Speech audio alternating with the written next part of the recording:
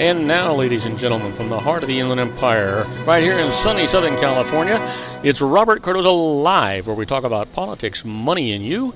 This is the intersection of business and politics. And now here's your host, Robert Cardoza. And welcome aboard. I am Robert Cardoza. You're listening to the intersection of business and politics right here on Robert Cardoza Live, where I do an honest, unbiased analysis of the issues confronting you today that affect the decisions that you're going to make for both your personal and your business life. I come to you every Monday through Friday from 4 p.m. to 6 p.m. Pacific Time on Spreaker Radio, MyCast Live Radio, and countless terrestrial stations worldwide. I also broadcast on Roar, 1776 Radio, and Live 365 Radio every Friday from 4 p.m. to 6 p.m. Please follow me on Facebook, Twitter, LinkedIn, Google+, and YouTube, where you can listen to all of my shows 24/7. Go to my website at www.robertcardozalive.com for archives of all my radio and television shows. You can also access my show live right from my website each day simply by clicking on that icon labeled Listen Live. Email me at robertcardozalive@gmail.com. That's where I get all the emails I deal with here on the show. And you can call into my show if you want to comment or just engage me in conversation about anything. You can do that by dialing directly into the studio at 909-545-6516. Again, that number is 909-545-6516. Now, in today's show, we're going to discuss what's in the news, new legislation, the IRS loses, and I'm going to answer your emails just like I always do. Today, my expert contributor is David Garrett on the law, and my special guest, Sean Lefebvre, with his series, Geared for Wellness. He's going to talk about GMOs, I think, today. At least I think that's what his plan was. But stand by for news. But before that, I want you to know that at 4:02 p.m. Pacific Time, it is currently 85 degrees here in the heart of the Inland Empire in sunny Southern California. Well, I promised you the news, so let's get to it, because, boy, there is lots of it. You know, after a raucous debate, GOP's rowdy 2016 field is back at work. The raucous field of Republican presidential candidates hustled back before voters Friday, hoping to build on momentum from their first meeting of the 2016 campaign and clean up any debate night messes that were left behind. It's not easy with 10 people debating, said Jeb Bush, who spent today on the New Hampshire coast before an evening town hall. Bush, among the rivals scrambling for notice in a campaign dominated at the moment by Donald Trump, said, "I don't view debating as a question of winning and losing. It's the cumulative effect of shaping people's opinions of who you are that matters over the long haul." Now, after Thursday night's debate, a long haul is what the GOP appears to be in for, with billionaire businessman Trump showing no signs of letting up, and none of the other 16 major Republicans in the race ready to concede. Anything after just one debate, the contest for the Republican nomination is an unsettled affair that's just getting started. Boy, I'll tell you, that's an absolute fact. As a matter of fact, that's not even an absolute fact. That's an absolute understatement. Now, we were talking about Trump. Well, Trump says he can't recall using insults that he's made often. He says, the presidential candidate Donald Trump said today he can't recall using words such as dog, fat, and disgusting to insult women that he believes have slighted him. But such language litters his Twitter feed and other public comments that he's made for years. The issue took center stage at the first Republican debate of the 2016 campaign for president when Fox News moderator Megyn Kelly asked Trump about his use of such language and whether it reflected the temperament of a man that we should elect as president. Trump largely dismissed Kelly's question at the debate, and in a series of interviews today on network television, the billionaire businessman questioned whether he had actually used the words as Kelly had alleged. Some of the statements that she made about women, I don't recognize those words whatsoever. Trump said on ABC's Good Morning America, "We're going to take a very serious look at it." Trump has a long history of lobbing insults at those he feels have treated him unfairly and advises those who buy his books to do the same. For many years, I've said that if someone screws you, screw them back. He wrote in Trump How to Get Rich. When somebody hurts you, just go after them as viciously and as violently as you can.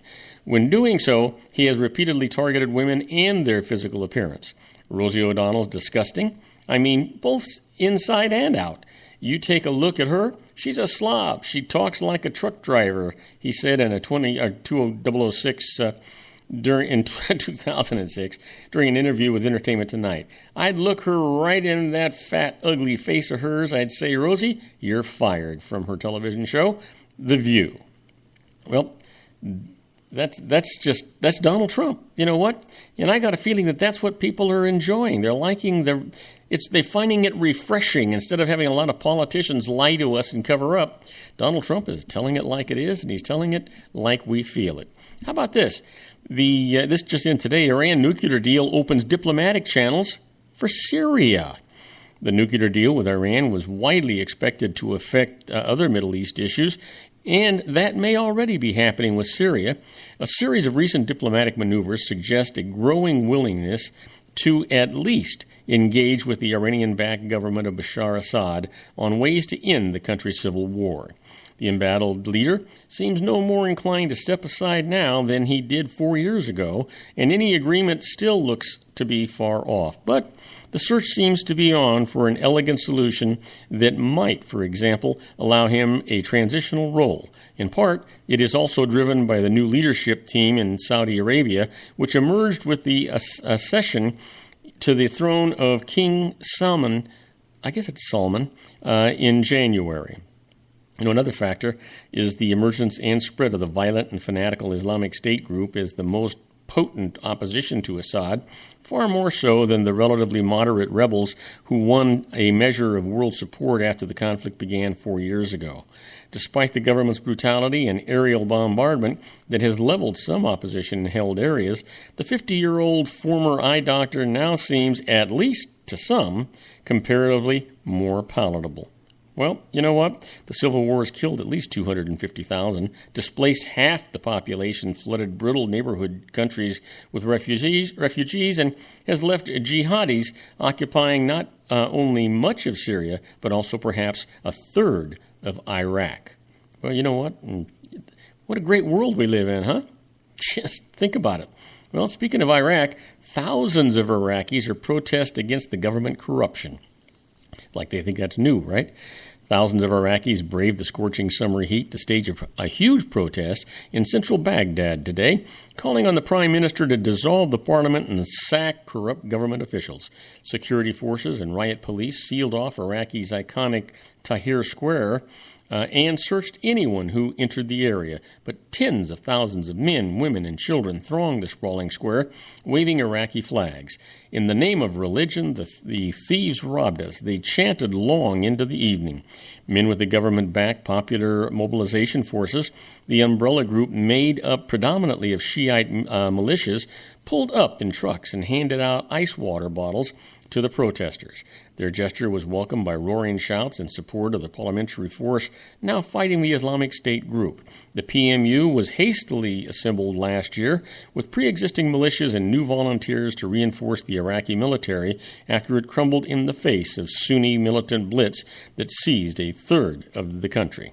Now, do not go away, because when we come back, we're going to talk about some more news. And right off the bat, it's going to be Obama suffers a setback as the top Democrat, actually, Schumer rejects the Iran deal. I'll tell you all about that right after these brief messages, so don't go away. You don't want to miss this. If you want to increase your client base and sales, then consider this, the Relationship Building Network at RBN. Given the current economic conditions and challenges, we all need to work smarter, make smarter decisions, invest our hard-earned dollars where it'll yield the best return for our investment. Many business professionals claim that the most effective networking group in Orange County is RBN. No other networking group or organization can offer what RBN offers. Make every year your best year. Join RBN and start reaping the benefits today. Nearly 3,000 businesses have joined RBN and experienced those benefits. Why join RBN? It's one group. It's one membership. It's no renewals. It's all through Orange County. RBN is a freestyle networking group. No mandatory attendance, no restrictions, no rules, and no penalties. Call them at 949-830-5776 or go to their website at rbninfo.com. That's 949-830-5776. If you've ever dreamed of having your own business to make your life secure, you know Water's Edge Wineries might be just the ticket. In 2004, their founder, Ken Lineberger, created the first winery franchise in California. It was a new concept with all of the functionality of a traditional winery, but without the vineyards. They purchased high-quality grape must from one of the largest winemaking companies in the world. Then they craft each wine carefully and bottle it right at their location. The winery was built to satisfy consumer demand for wine by the bottle and by the glass, but still kept the element of allowing customers to bottle their own custom vintage.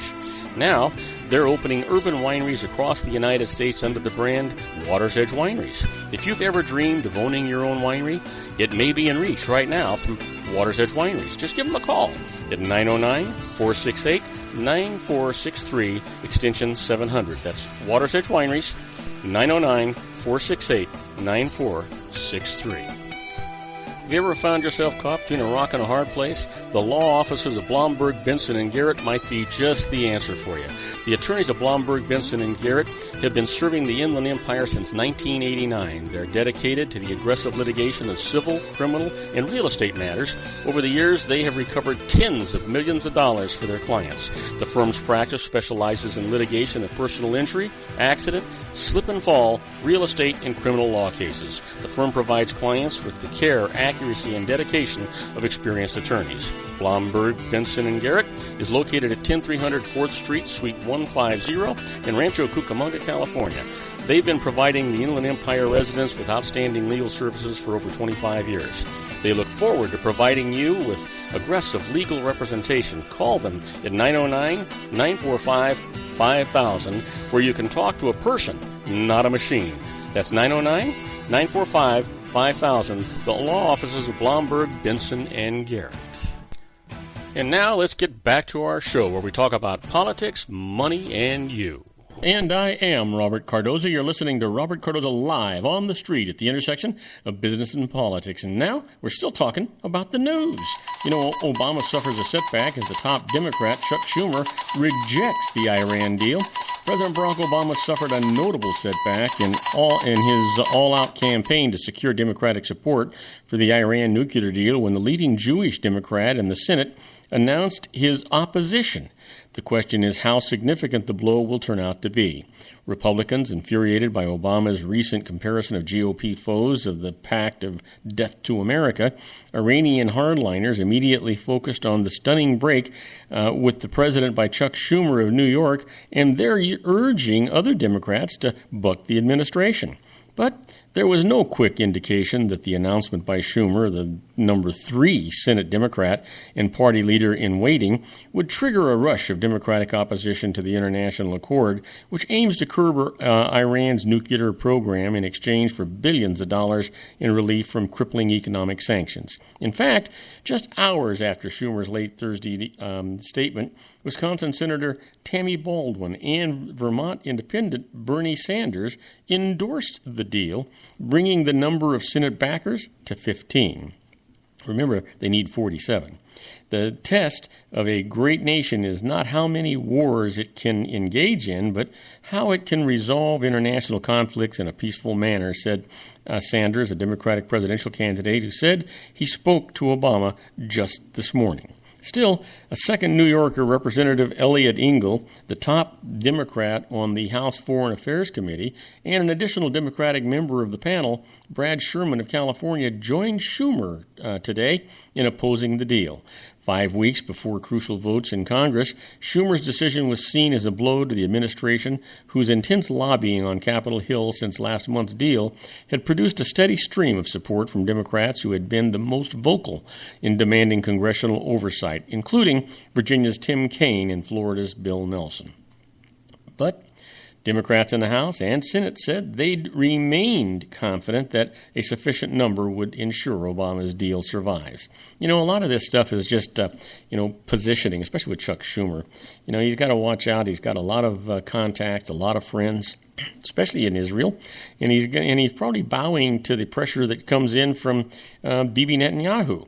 Truth is, when Schumer made this announcement, he did it right in the middle of this presidential debate, so that it kind of got pushed to the back wall a little bit, so that most Americans weren't even aware of it. I don't even know how much play it's going to get. I was actually watching the news most of the day, and there was very little play on that. We'll see what the rest of the month has to do with it, and we'll see if Chuck Schumer comes out vocally against it or just he's made his announcement and he's done with it.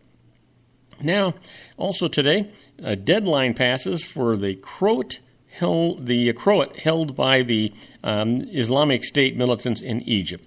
Police searches and diplomatic efforts intensified over the fate of a Croatian hostage held in Egypt by Islamic State extremists who threatened to kill him today if the government did not release imprisoned Islamist women. The group's Egyptian affiliate said Wednesday that it would kill 30-year-old Tomislav Solopek in 48 hours if the Egyptian government did not release jailed Muslim women, a reference to those detained in the government's crackdown on supporters of the Muslim Brotherhood and other Islamists.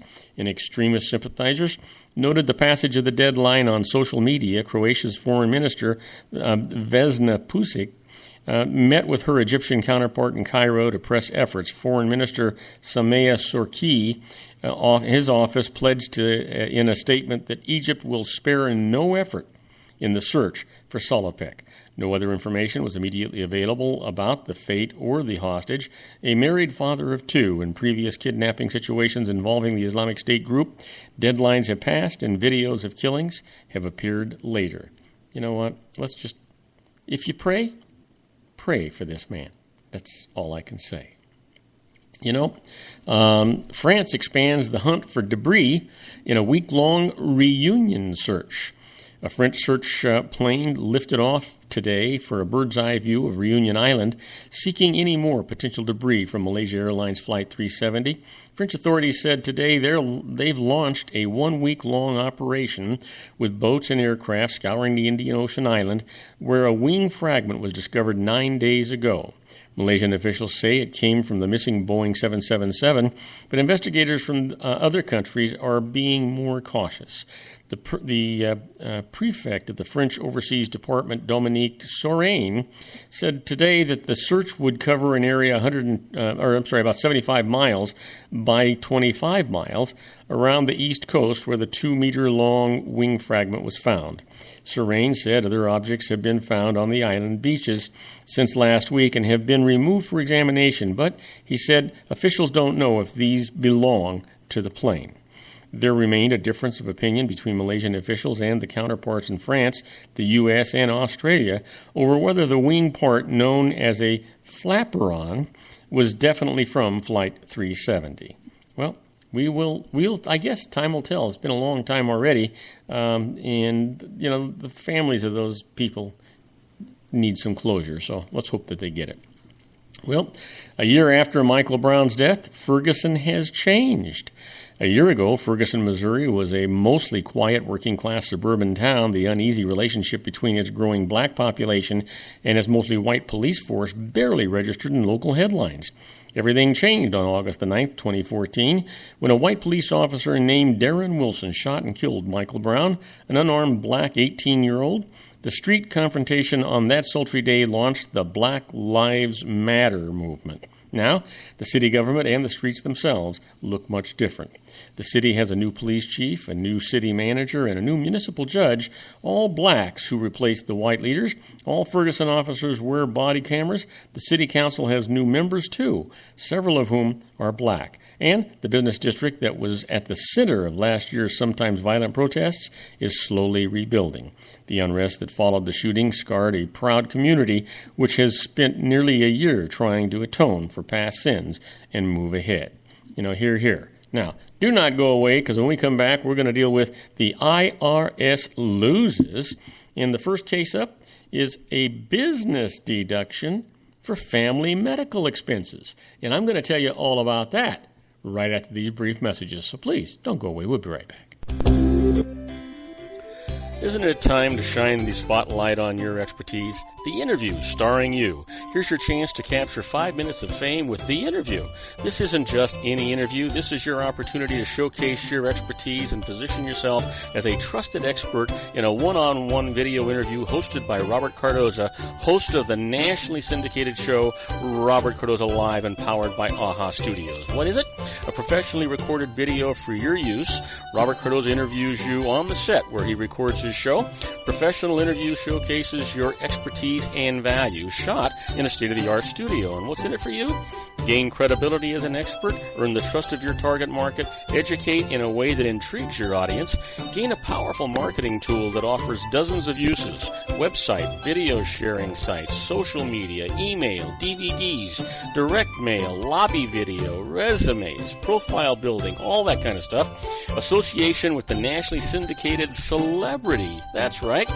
And let's talk about AHA Studios. AHA is a strategic marketing firm that leverages the powerful and visual persuasion to help your business create powerful messages that connect with your target market. AHA ventures way beyond strategy, delivering the marketing collateral you need to start driving a new business through your doors. AHA has a full-service, in-house, state-of-the-art production studio to bring your messages to life using video. Discover how to make The Interview work for you. Call 949-831-2222. That's 949-831-2222. AHA Image Studios Incorporated. Dr. Stephen Tidwell, Gentle Family Dentistry in a caring, personalized environment. Here at Dr. Tidwell's office, we are dedicated to helping you keep your teeth healthy. We are a state-of-the-art dental practice that still believes in traditional values, such as excellent customer service and individual attention.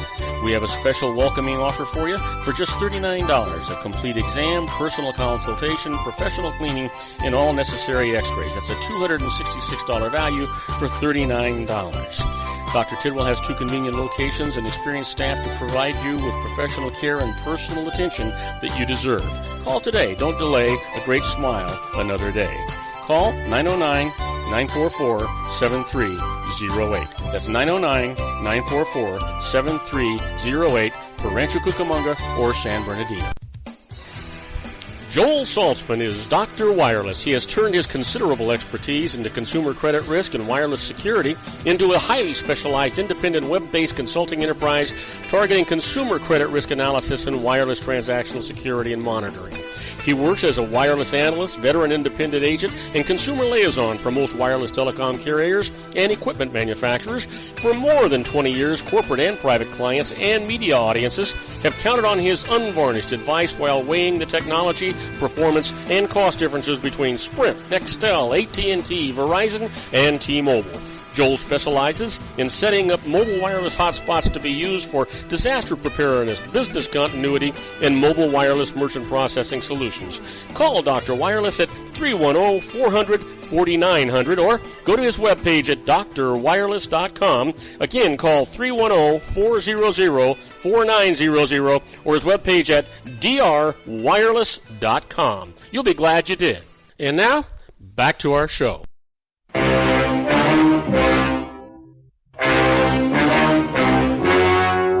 The story you are about to see is true. The names have been changed to protect the innocent.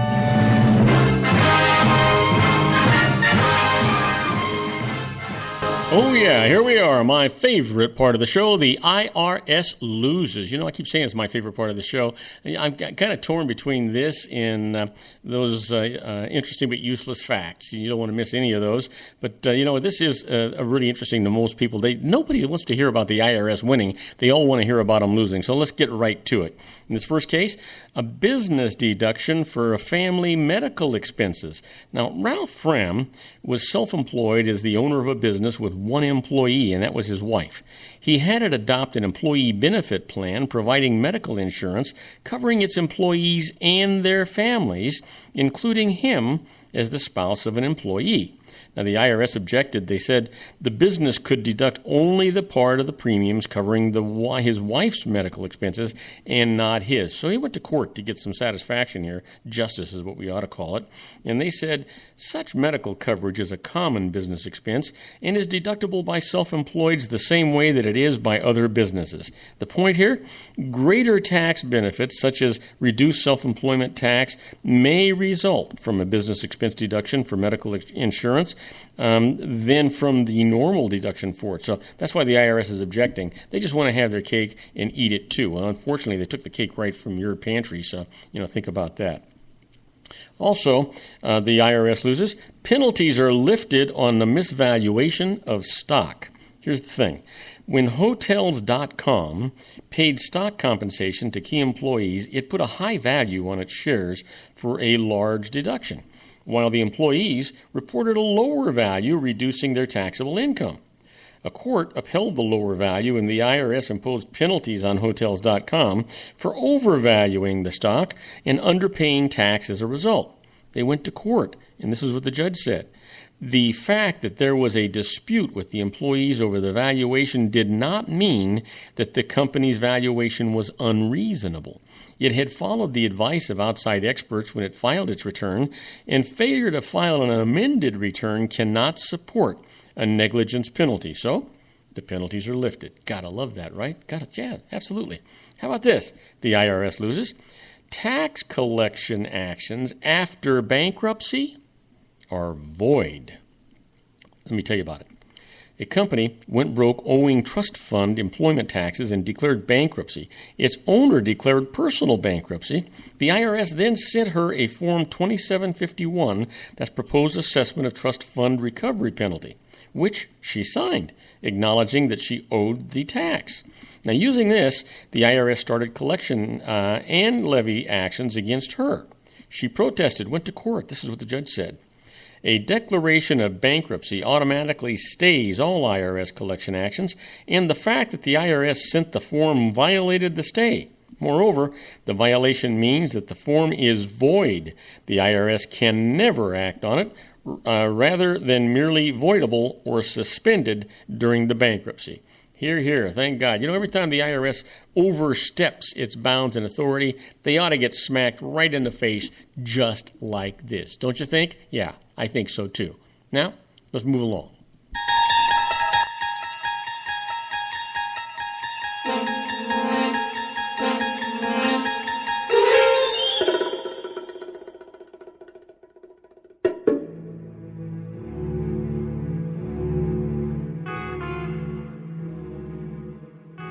Okay, this is the area we call inside the IRS, and you know what? I got to tell you, I like this as much as the other one. This is the one. It's not a court case so much, but they set a precedence here, and that's what I really like about it. And today, let's just go ahead and talk about that. Here's the thing: turning betting losses into business losses. Let me tell you all about it. You may not have to be a full-time professional gambler to get a tax break from gambling losses. In a recent tax court decision, James Castaneda, the tax court summary opinion, and that went back to 2006 to 2000-24, the court ruled that an individual could deduct losses from horse race betting as business losses. And how? Well, the taxpayer pursued the activity regularly and with continuity and operated in a business-like manner, essential for any business loss to be deductible. The taxpayer must prove a profit motive. As long as you continue to try something new to make a profit, it is hard for the IRS to argue that you lacked a profit motive. It may be possible to sustain a tax-deductible loss from casino activity if you keep very accurate records, visit casinos on a regular basis, and can establish via your records that you changed betting strategies in an effort to generate profits, even if you are not a professional gambler. So kind of keep that in mind. That's kind of interesting. Now, how about this? You haven't heard me talk about this before. What happens when you lend money to your employer? You ever think about it? Well, Although it's not common, there are times when an employee will provide working capital to his or her employer. If the debt is not repaid, the loss will generally be treated as a short-term capital loss limited to an annual deduction of $3,000. Now, the better option? Claim the loss as an itemized deduction called bad debt from employer on Schedule A if you can establish that the primary purpose of making the loan was to protect the payment of your salary. Now, take note, be aware that taking the deduction may trigger alternative minimum tax. You're going to be careful about that, so check with your financial advisor before you do any of that kind of stuff. Now, do not go away, because when we come back, guess what? We're going to be with my good buddy Sean LaFave in his Good for Wellness Corner. I can't believe that he's going to be with us again today. I just love it when he's with us. And I think we're going to continue our conversation on GMOs and what the heck was it? And organic and non-organic food. So don't go away. We'll be right back with our own Sean LaFave in his Good for Wellness Corner. If you want to increase your client base and sales, then consider this, the Relationship Building Network at RBN. Given the current economic conditions and challenges, we all need to work smarter, make smarter decisions, invest our hard-earned dollars where it'll yield the best return for our investment. Many business professionals claim that the most effective networking group in Orange County is RBN. No other networking group or organization can offer what RBN offers. Make every year your best year. Join RBN and start reaping the benefits today. You know, nearly 3,000 businesses have joined RBN and experienced those benefits. Why join RBN? It's one group. It's one membership. It's no renewals. It's all through Orange County. RBN is a freestyle networking group. No mandatory attendance, no restrictions, no rules, and no penalties. Call them at 949-830-5776 or go to their website at rbninfo.com. That's 949-830-5776. If you've ever dreamed of having your own business to make your life secure, you know Water's Edge Wineries might be just the ticket. In 2004, their founder, Ken Lineberger, created the first winery franchise in California. It was a new concept with all of the functionality of a traditional winery, but without the vineyards. They purchased high-quality grape must from one of the largest winemaking companies in the world. Then they craft each wine carefully and bottle it right at their location. The winery was built to satisfy consumer demand for wine by the bottle and by the glass, but still kept the element of allowing customers to bottle their own custom vintage. Now, they're opening urban wineries across the United States under the brand Water's Edge Wineries. If you've ever dreamed of owning your own winery, it may be in reach right now through Water's Edge Wineries. Just give them a call at 909-468-9463, extension 700. That's Water's Edge Wineries, 909-468-9463. Have you ever found yourself caught between a rock and a hard place? The law offices of Blomberg, Benson, and Garrett might be just the answer for you. The attorneys of Blomberg, Benson, and Garrett have been serving the Inland Empire since 1989. They're dedicated to the aggressive litigation of civil, criminal, and real estate matters. Over the years, they have recovered tens of millions of dollars for their clients. The firm's practice specializes in litigation of personal injury, accident, slip and fall, real estate, and criminal law cases. The firm provides clients with the care, accuracy, and dedication of experienced attorneys. Blomberg, Benson, and Garrett is located at 10300 4th Street, Suite 150 in Rancho Cucamonga, California. They've been providing the Inland Empire residents with outstanding legal services for over 25 years. They look forward to providing you with aggressive legal representation. Call them at 909-945-5000, where you can talk to a person, not a machine. That's 909-945-5000, the law offices of Blomberg, Benson, and Garrett. And now let's get back to our show where we talk about politics, money, and you. And I am Robert Cardoza. You're listening to Robert Cardoza live on the street at the intersection of business and politics. We're at 4:33 p.m. Pacific time. It's currently 86 degrees here in the heart of the Inland Empire in sunny Southern California. Well, you know what? This next guy that's waiting in the wings, I just am crazy about him. He's got some great information for you when it comes to health care and when it comes to common sense. But more than that, I just have a lot of fun just having a dialogue with him. So I don't know if we're going to talk about GMOs or we're going to talk about organic or non-organic stuff, or we're just going to talk about current events. I have no idea, but whatever it is, don't go away because you're going to want to hear it. Let's get him in here. And now, ladies and gentlemen, coming to you from his personal meditation lounge in Orange County, California, a professional dedicated to conquering many chronic conditions from autism to weight loss and everything in between. The nationally recognized wellness coach, consultant, and lecturer Sean Lefebvre in his Geared for Wellness Corner.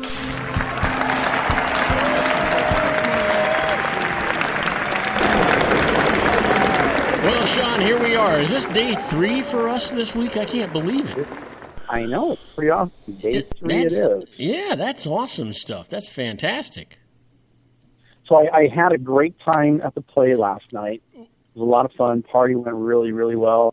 I found out that the seating capacity of that playhouse is 312. Wow. So it's really nice and intimate, huh? Yeah, the cool thing about that is that there's no bad seat in the house. You know, it was great. But they did a live play version of not TV show, but the movie Footloose, and it was a lot of fun. I had a good time out there. So is it a theater in the round, or is it a staged theater? It's a staged theater. Ah, that sounds really terrific. And so must have had a lot. You know, if you're talking about Footloose, there had to be some really talented performers there.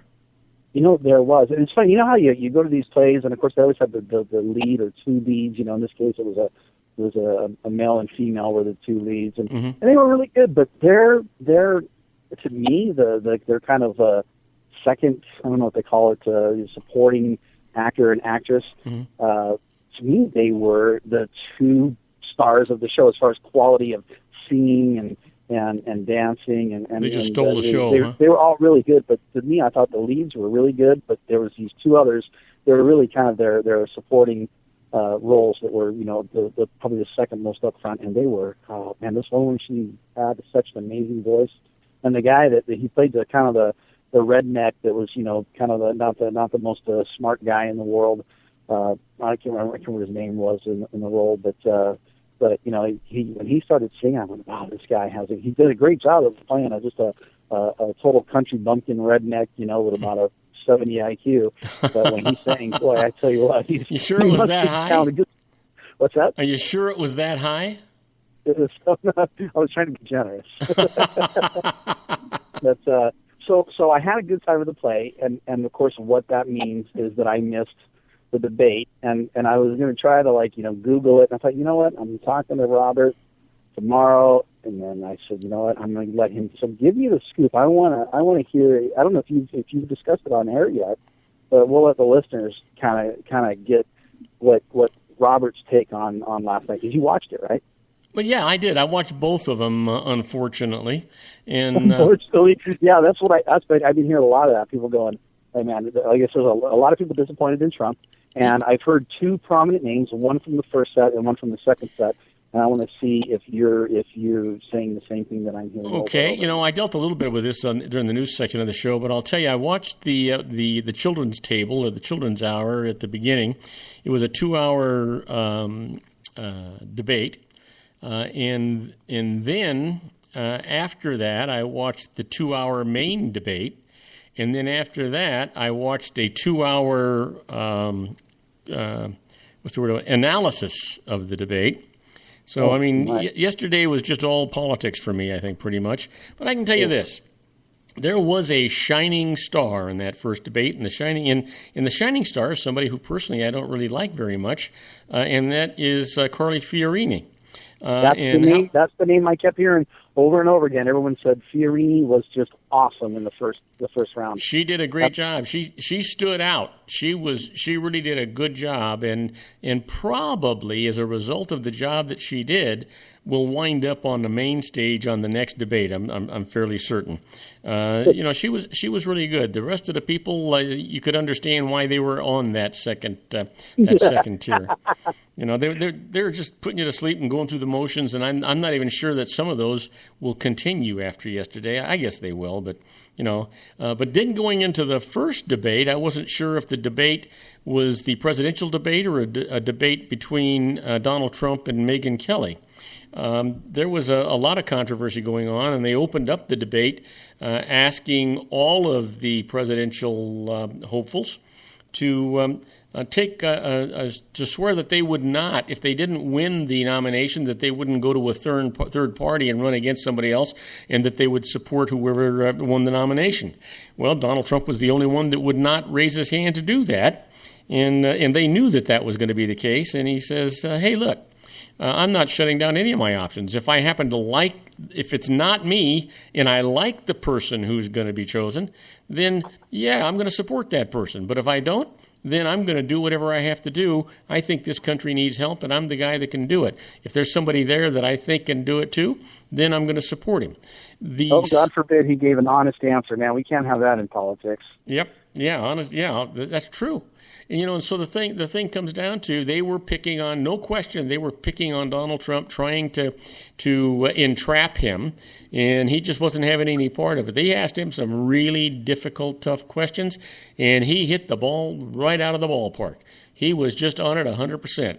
Then that Nimrod, Rand Paul, decided that he was going to try and castigate Trump. Trump ate him for breakfast. Just, that was the wrong guy for Rand Paul to pick on. And so that didn't work out too well. If I ran Paul against Trump, I would pick Trump every single time. Well, guess who the second guy was he went after? He went after Chris Christie. He was standing right next to him. You know what? This guy has not got his head turned on straight, because the last guy, here you got Rand Paul, who's an ophthalmologist, right? He thinks he's a really smart guy, and he's been in politics, and he's no longer there. And then all of a sudden, he goes after a guy who has been a federal prosecutor, for Pete's sake. He's an attorney. This is the last guy I want to be trying to smack around, And so Chris Christie really did really well yesterday too. But you know what? I heard that. My favorites, I would have to say, were Donald Trump and John Kasich. Kasich. Yeah. He really rose to the occasion. He was really good. See, I heard Casey's name several times. I heard a lot more negative about Trump than I did positive, and which didn't really surprise me, because Donald Trump is just so straightforward. He's just, he's not going to play the political game. He's not going to be, like you said in the beginning, he's not going to stand up and go, "Oh, of course I'll support them," and play the party line. He's like, "No, I'm not going to play the party line. I'm going to do whatever's best for the country. Yeah. If you don't like it, and then you're fired." Well, you know why you heard some negatives about Trump, and he certainly doesn't need defense by me. But the reason you heard negatives is, remember that Donald Trump was in a presidential debate for the GOP, and it was the hard and fast GOP members and guys, the supporters that were actually in that 20,000 seat auditorium. And Donald Trump is set himself aside from that business as usual, and so that's what you get. And the other thing you get is the media is trying to castigate Donald Trump, and Donald Trump is taking the high ground and beating the living daylights out of the media. And so that's why you're hearing bad things, because they're trying to destroy this guy's bid, and all they're really doing is raising him higher and higher in the polls. Yep, none of that surprised me. That's kind of exactly what I expected to happen out of this. Was I expected people to try to beat Donald Trump down and him stand his ground firm and not bend or yield or give a party line. And again, that's what I really like about him. Yeah. Megyn Kelly asked Donald Trump, she says, "Well, Mr. Trump, it appears, we've done some research, and you actually have gone bankrupt 4 times. And he says, "No, I've never been bankrupt, not personally. Now, I own hundreds of companies, and I employ thousands of people. And out of all the years I've been in business, I have used the bankruptcy laws for 4 of those companies. But you know what? I'm a businessman, and that's what you do. And I did that to get the cooperations from the banks, and I did. And let me tell you something. Those banks aren't good guys. They aren't nice guys. You do what you got to do. And that's why I should be president, because I know how to do what I've got to do." And that's a great point that he made. I've used it for 4 companies, and he's had, even if you say over 100, I don't know if it's hundreds or just over 100 or whatever. Was it hundreds in the plural? Yeah. Okay, so hundreds.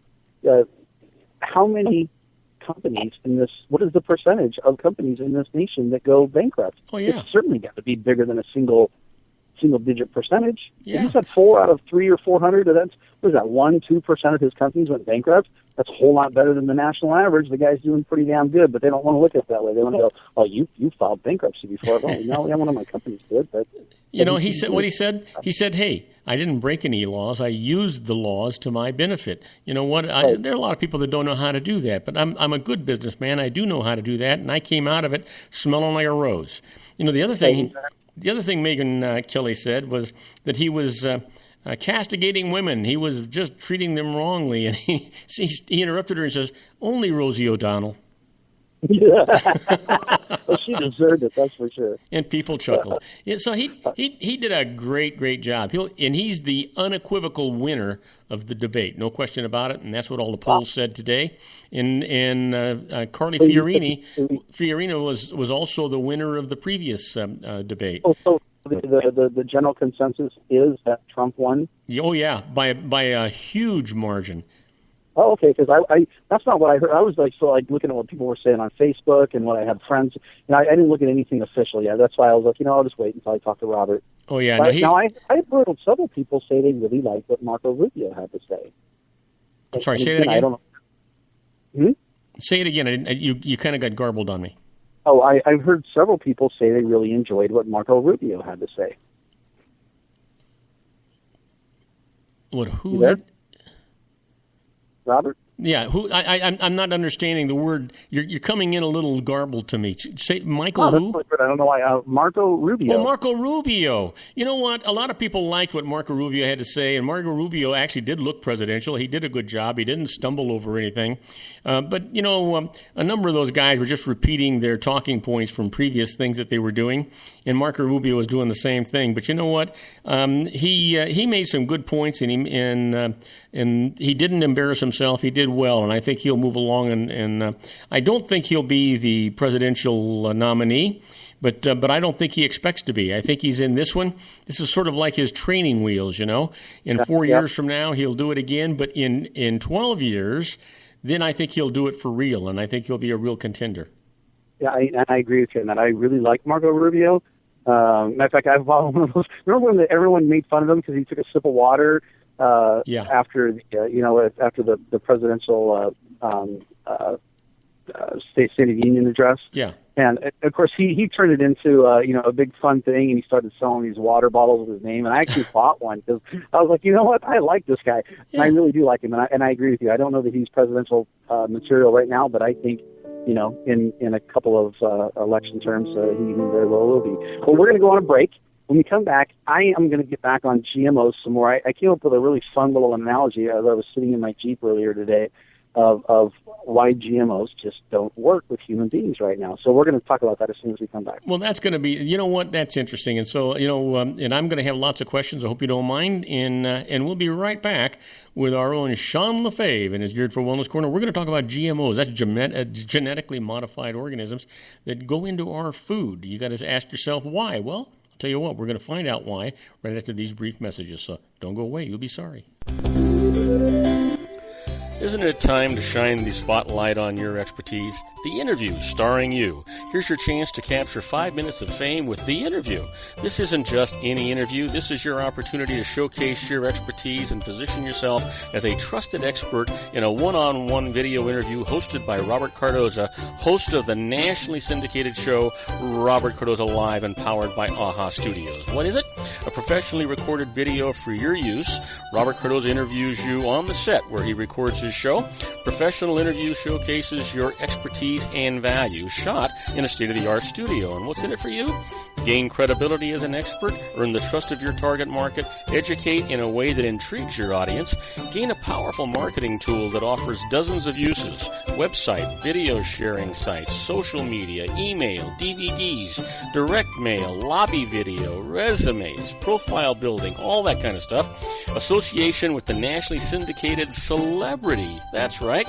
And let's talk about AHA Studios. AHA is a strategic marketing firm that leverages the powerful in visual persuasion to help your business create powerful messages that connect with your target market. AHA ventures way beyond strategy, delivering the marketing collateral you need to start driving a new business through your doors. AHA has a full-service, in-house, state-of-the-art production studio to bring your messages to life using video. Discover how to make the interview work for you. Call 949-831-2222. That's 949-831-2222. AHA Image Studios, Incorporated. Dr. Stephen Tidwell, Gentle Family Dentistry in a caring, personalized environment. Here at Dr. Tidwell's office, we are dedicated to helping you keep your teeth healthy. We are a state-of-the-art dental practice that still believes in traditional values, such as excellent customer service and individual attention. We have a special welcoming offer for you for just $39, a complete exam, personal consultation, professional cleaning, and all necessary x-rays. That's a $266 value for $39. Dr. Tidwell has 2 convenient locations and experienced staff to provide you with professional care and personal attention that you deserve. Call today. Don't delay. A great smile another day. Call 909-944-7308. That's 909-944-7308 for Rancho Cucamonga or San Bernardino. Joel Saltzman is Dr. Wireless. He has turned his considerable expertise into consumer credit risk and wireless security into a highly specialized independent web-based consulting enterprise targeting consumer credit risk analysis and wireless transactional security and monitoring.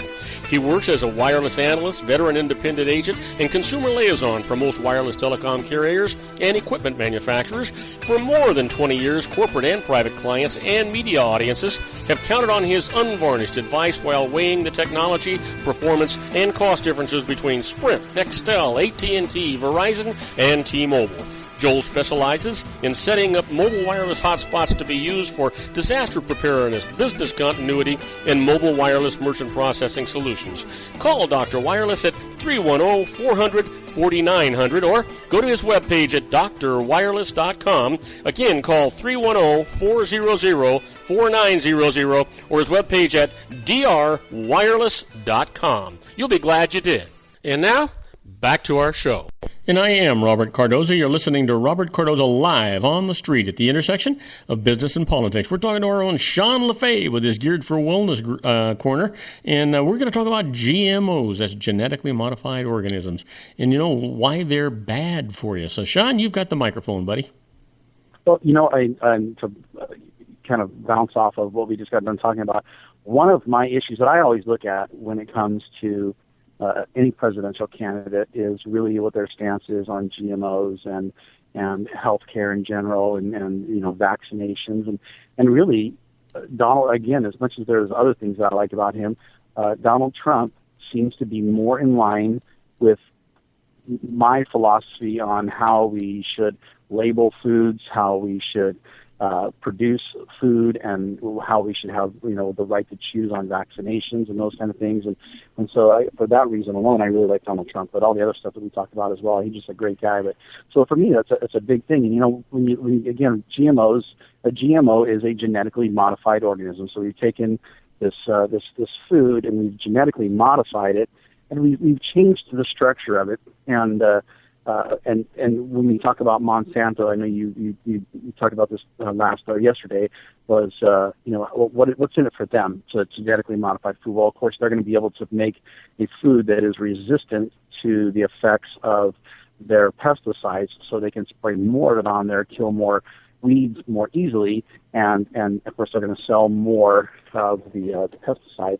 Yeah, and so all those foods are going to absorb that stuff, and they're going to feed it to us, right?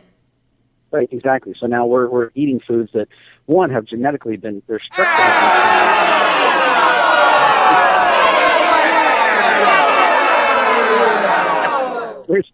Get the pitchforks out. And that's exactly it. It's food that is genetically, structurally different, and of course, on top of it, now it's laced with pesticides. And some of these pesticides, and I'm going to get to my analogy here in just a second. These pesticides, when I use the word pesticide, it can mean anything that's sprayed on a crop that is designed to kill something that would otherwise prevent that crop from growing. So it could be a weed, it could be a bug, it could be a bird, it could be anything that prevents the crop from... It could be weeds, too. It can be plants. So when we say, most people will say herbicide because we know that herbicide is meant to kill plants, but a pesticide, we think bugs and other, even birds, but a pesticide in general, when you say pesticide, you also mean herbicides and other things like that. Mm-hmm. But some of these pesticides, the way they work is there's actually a lot of them are two-phase application. It's all mixed together. But one part of it, what it does is it shuts down the central nervous system of the insect so that the insect is unable to function. It's actually literally shuts down its central nervous system. So like it paralyzes them? I'm sorry, like what? It paralyzes them? So it paralyzes them. But the problem is it paralyzes them, but it doesn't kill them, not right away. Mm. And eventually the bug can actually get to the point where it cleanses itself and comes back around to where it's not paralyzed anymore. So what they've done is they've added a second chemical in there that prevents that insect from having the ability to detox itself. So now it's got a neurotoxin that prevents the nervous system from working right to shut down the body. Well, you know what that sounds like, right? When they use injections for capital punishment, the first part of the injection is to paralyze the condemned person, and that's the second one that kills them. It sounds like it's the same thing with these bugs. Yeah, that's pretty much the way it works. The second one shuts down the detox pathways so that they die from the first chemical. Yeah. And I mean, it's scary stuff to think about. It's okay, great. If all it worked on was bugs, that would be awesome. But the problem is it works on more than just bugs. And people go, oh, well, it's just a little, it's just a tiny bit that you get whenever you eat that apple or that corn or whatever. Well, a little tiny bits of things bioaccumulate and they add up in your body over time. And so it's really, when you think about what we're putting in our bodies due to these genetically modified organisms, these GMO crops, it's really scary. And, so I was just sitting there, it was funny, I was sitting in my Jeep, and I just filled up with gas, and I looked at my gas gauge, and I was really happy because it was all the way up on the letter F. I finally got an F for once in my life, and I was happy about it. And I'm looking at this, and for whatever reason, I have no idea why this came to my mind. The thought of when we used leaded gasoline came to mind. And I've owned vehicles that were built to run on leaded gasoline. And I remember when they took lead out of gasoline, and anyone who was around long enough to remember that remembers that if you had a car that used leaded gasoline, you had to put lead additive you had to put some sort of an additive, because what the lead was in the gasoline for was it actually act as a lubricant so that the pistons wouldn't wear out and wouldn't tear up the cylinders. And I think even maybe the valves, I can't remember exactly, but I knew it was for sure the pistons and the cylinders. It actually acted as a lubricant for the internal workings of the combustion chambers. And when they took the lead out, the cars that were built to use leaded gasoline would break down rapidly if you just poured unleaded gasoline in there. So we had to make vehicles now that were able to use unleaded gasoline. They had their own type of lubrication system built in, or they were more efficient or whatever. And really, when I stopped and thought about it, I thought, that's exactly what GMOs are like.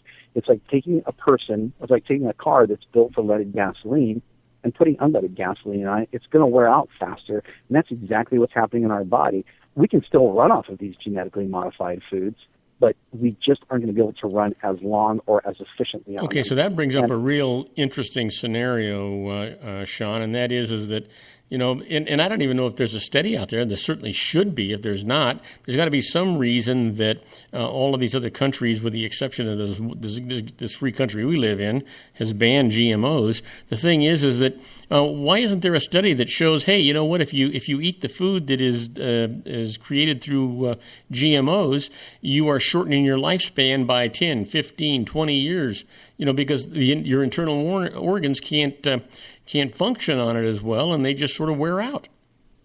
Yeah, I think that a study like that, I mean, you said, it's going to be, if it's going to shorten your life by 10 or 15 years, well, they haven't been around long enough for us to know if it's going to shorten your lifespan, or what we would have to have a mass study where we took, literally tens of thousands of people and gave them GMOs, and another group, and they all get organic or at least non-GMO food, and then you got to go, well, do they want the ones that are sprayed with pesticide, or do they want the organic ones, and so it's really, to do a study like that would be such a huge, massive undertaking that I don't even know Well, yeah, but I think wouldn't it's wouldn't possible. it be warranted since we're talking about human beings here? And the other thing is, you said they haven't been around that long. How long have GMOs been around, Sean? I don't know exactly how long GMOs. I know GMOs have been around for at least 20 years, but the widespread use of them has really taken off probably around the turn of the millennium. So it's probably somewhere, at least 10, 15 years ago. But now it's just grown and grown and grown, and all of a sudden we're realizing what we're doing. And it is. I looked at the numbers just to be sure. There are over 60 countries right now that have at least some sort of legal requirement for GMO labeling at some level, if not complete GMO labeling, or a ban on GMO. So it's 60 countries in the United States, and of course, it's countries in the world, and of course the United States is not one of them. As a matter of fact, not only do they not require any GMO labeling at all, it is actually now illegal. It's outlawed. Well, you know what the interesting part of that really is, if you start thinking about it? The United States has this huge organization that's supposed to be protecting the citizenry of our country. It's called the FDA, the Federal Food and Drug Administration. Food and Drug Administration, yeah. And they're not doing anything. No, they're not. Matter of fact, what they're probably doing more than anything is they're probably hiding data. We've seen it done with the CDC. Well, where the heck is Ralph Nader when you need him? Yeah, I know exactly. We need another Ralph Nader. We need a Ralph Nader, and we need a Aaron Brockovich. We need people like that out there. And there are times that I look at this and I go, I just want to stand up, and I want to. But you gotta wonder, like, how is it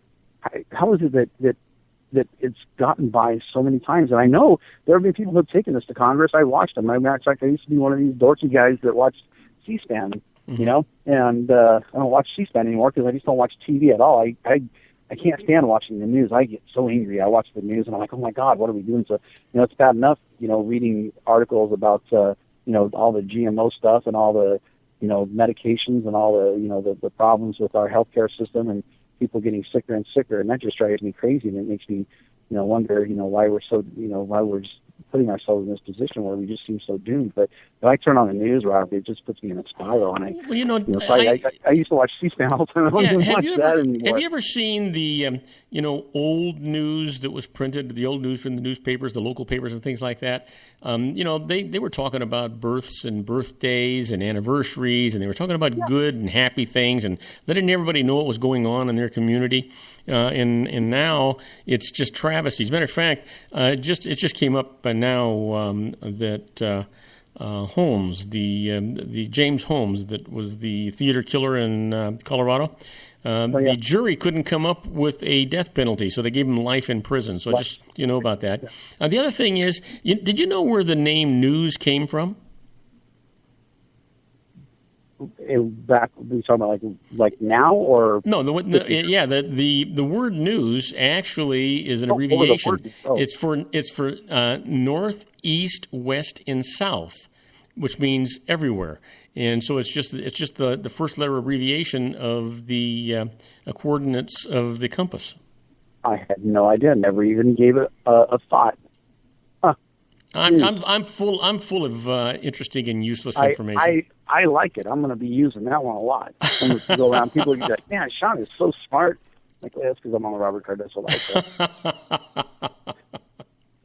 So, here's the thing. At what point do we become so depressed over GMOs and the fact that we haven't got any control over it? We have literally no control, and this huge government that we've got going on is doing absolutely nothing to protect the people, which is the job that it's supposed to do. Why on earth do we even have the FDA if they're not going to be protecting us? I don't know. I think maybe the FDA is a lot like most unions out there that at one point it probably had a really good role, but well, you know what? Let's go off on another tangent real quick. Here's the thing.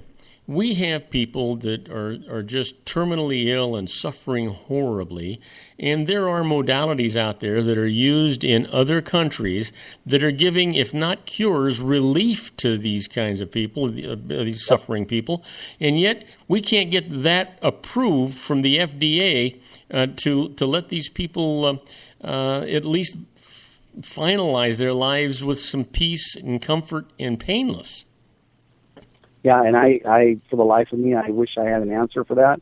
I don't, and it kills me. You're right. There are countries that they're people are going on medical vacations nowadays. They literally, it's cheaper for you to go to Central America or India or even Europe and get your medical procedure done and go stay in a 5-star hospital at the same time just to do it here in the U.S. And maybe we can talk about that a little bit more when we come back on next Tuesday. Yeah, I think that would be terrific. I'm sorry? We're going to be together for an hour next Tuesday, right? I can't hardly wait. I think it's going to be fantastic. I'm excited about it. Oh, I am too. I think we're gonna test some new formats and things, and you and I may sit down and talk about a new format for this show. That sounds awesome. All right, my friend. Hey, listen, you have a wonderful weekend. Stay safe, stay happy. I'm sorry you didn't have the martini, but you know what? It sounded like you did good anyway. Absolutely, I did. Robert, I had a lot of fun today. I look forward to seeing you on Tuesday. All right, buddy. You take care. Now, do not go away, because coming up right after these brief messages is our own David Garrett on the law. Let's see what he comes up with today. You know what? God only knows what David and I know one thing I'm going to talk about.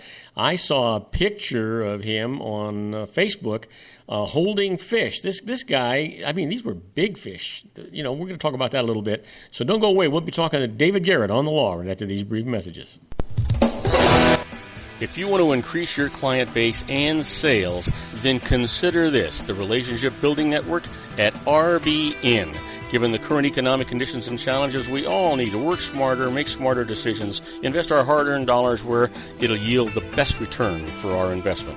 Many business professionals claim that the most effective networking group in Orange County is RBN. No other networking group or organization can offer what RBN offers. Make every year your best year. Join RBN and start reaping the benefits today. Nearly 3,000 businesses have joined RBN and experienced those benefits. Why join RBN? It's one group. It's one membership. It's no renewals. It's all through Orange County. RBN is a freestyle networking group. No mandatory attendance, no restrictions, no rules, and no penalties. Call them at 949-830-5776 or go to their website at rbninfo.com. That's 949-830-5776. If you've ever dreamed of having your own business to make your life secure, Water's Edge Wineries might be just the ticket. In 2004, their founder, Ken Lineberger, created the first winery franchise in California. It was a new concept with all of the functionality of a traditional winery, but without the vineyards. They purchased high-quality grape must from one of the largest winemaking companies in the world. Then they craft each wine carefully and bottle it right at their location. The winery was built to satisfy consumer demand for wine by the bottle and by the glass, but still kept the element of allowing customers to bottle their own custom vintage. Now, they're opening urban wineries across the United States under the brand Water's Edge Wineries. If you've ever dreamed of owning your own winery, it may be in reach right now through Water's Edge Wineries. Just give them a call at 909-468-9463, extension 700. That's Water's Edge Wineries, 909-468-9463. Have you ever found yourself caught between a rock and a hard place? The law offices of Blomberg, Benson, and Garrett might be just the answer for you. The attorneys of Blomberg, Benson, and Garrett have been serving the Inland Empire since 1989. They're dedicated to the aggressive litigation of civil, criminal, and real estate matters. Over the years, they have recovered tens of millions of dollars for their clients. The firm's practice specializes in litigation of personal injury, accident, slip and fall, real estate, and criminal law cases. The firm provides clients with the care, accuracy, and dedication of experienced attorneys. Blomberg, Benson, and Garrett is located at 10300 4th Street, Suite 150 in Rancho Cucamonga, California. They've been providing the Inland Empire residents with outstanding legal services for over 25 years. They look forward to providing you with aggressive legal representation. Call them at 909-945-5000, where you can talk to a person, not a machine. That's 909-945-5000, the law offices of Blomberg, Benson, and Garrett. And now let's get back to our show where we talk about politics, money, and you. And I am Robert Cardoza. You're listening to Robert Cardoza live on the street at the intersection of business and politics. We're at 5:08 p.m. Pacific time. Currently 84 degrees here in the heart of the Inland Empire in sunny Southern California. That's down from 91 degrees on its way to 59. That's the one I'm waiting for. But you know what? Waiting in the wings is our own professional, unequivocally the best yellowfin tuna catcher in the entire I was going to say world, but let's just make it Southern California so he doesn't get too big ahead. Let's get him in here, our own prosecutor on the law, David Garrett. Let's get him in.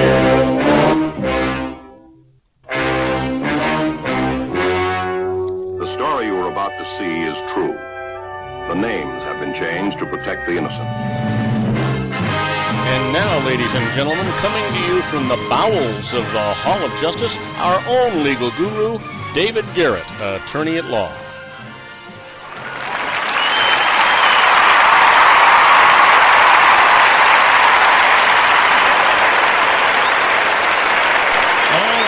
So I know that you were tremendously successful last weekend.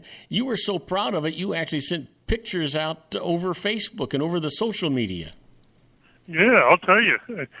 After an introduction like that, I don't know what to say. I just wish I was that great. Well, you know what? If you go fishing every weekend and you catch fish like that, you might as well just retire because you're never going to have to worry about how you get food. You could have magnificent fresh fish every night. Well, yeah, I'll tell you, that was a great day fishing, and I did a good job of filling up the freezer. I'll bet. I mean, those were big. Yeah, they were in the 20 to 30 pound range, and I'll tell you, those yellow fin tuna, they fight. I was going to ask you, do they feel fight? Like you're tugging on something? Yeah, I was going to ask you, is it's not something that you just feel them nibble on the hook and you bring them in. You got to work to get them in, right? Yeah. Oh yeah. I tell you, we had one funny event on the boat. It was this dad and his son are fishing, and they both hooked up yellowfin at the same time. Son's probably 40 and dad probably in his 70s someplace. Well, dad's sitting there reeling it in, gets it almost to the boat, and he's got one of those older style spin casting reels, and this reel just explodes. Oh, jeez, falls apart. Yeah, the drag let loose, and you got fishing line all over the place, all spun up in these balls and everything, and they tried bringing the thing in by hand, and that didn't work too well. No. The fish just turned and snapped, and it was gone. But those fish are bruisers. Wow, they really are. So when you hooked into one, how long before you can actually get it on? Is it a 10, 15-minute fight or longer? I think that's a good range, 10 to 15 minutes. Yeah. That's got to be a lot of fun. It was just a blast. I mean, we had a very good day fishing that day. We did both those. You saw the smaller ones. Those are yellowtail. It's not really a tuna, but a jackfish. Oh, I thought that they were. I thought yellowtail were tuna. So do they not have it? What do they taste like? They got a... I say they're close to tuna. Oh, okay. Yeah, they're close that way. It's just a different species of fish. But they're both really good fish. And how far out do you go, David? Drag you down. What's that? How far out do you go? This time we were about around 18 miles out. So out toward Catalina Island or south of that, or? Yeah, out towards Catalina, just a little south. This has just been an amazing year for fishing in Southern California. They've been catching, close to 200-pound bluefin tuna within 15, 20 miles offshore. Now, bluefin, isn't that the one that they use for sushi and for and that kind of stuff?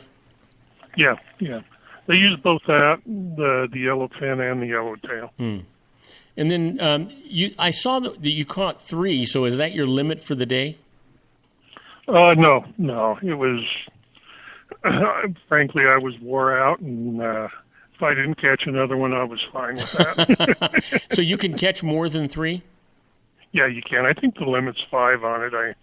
I'm not exactly sure what it is now, but most of the time you get one, you're really happy about it. Yeah. Oh, really? Well, Yeah. No wonder you were exhausted. You were expecting now. Is this a half-day boat or a whole-day boat? This was a full day. It was 5:30 to 5:30. So you gotta figure 12 hours on a boat trying to go fishing. If you just catch one fish, that's got to be a little disappointing, right? Well, unless you get one of those fish, and then you're just happy as a clam. I've done some of those boats where I've sat there for the 12 hours and not caught anything, and that's just a very long boat ride. That's the only description of it. Yeah. So, now, are the seas pretty calm out there, or do you hit rough seas as well? Do you go out no matter what the weather is, or do you have some qualifications on whether or not you're going to go out there? I'll go out on anything the boat will go out on. But, if you're just susceptible to seasickness, I would pick a calm day. The day we were out there, it was pretty calm. I've been on other occasions when it's, the swells are 3 to 5 feet and you got people rocking and hanging their head over the side on a regular basis. So have you ever been fishing where a marlin fishing or sail fishing or anything like that? No, I haven't. That's on my bucket list. That's one of those things I want to do. They're actually catching marlin just north of San Diego out there right now. Oh, really? So, now, is that just a sports fish to catch, or can you actually eat that? I'm told that you can eat it. Everybody I've talked to has said it's not worth it, that it's more of just a sport fish for the fun of catching it. Yeah. The swordfish on the other side, if you get those, I happen to like swordfish. I think it's pretty good. Now, are swordfish and sailfish the same thing? No, they're different. Oh. No. The dorsal fin on the sailfish is different. Wow. Well, yeah. It sounds to me like it's not just the fish that have been hooked. You've been hooked too, huh? Oh, I have been. Yeah, I'm diehard.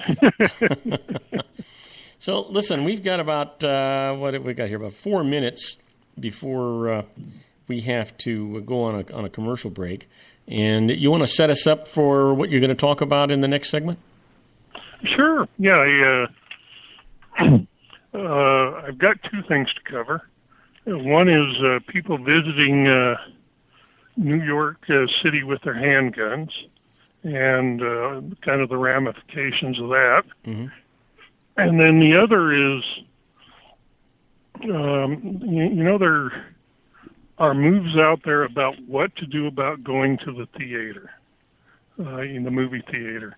And some of the, just well, what we ought to deal with that world? First. You saw where James Holmes got a life sentence today, right, instead of the death sentence? Yeah. And I don't understand, and we got to talk about that, well, we'll talk about it now.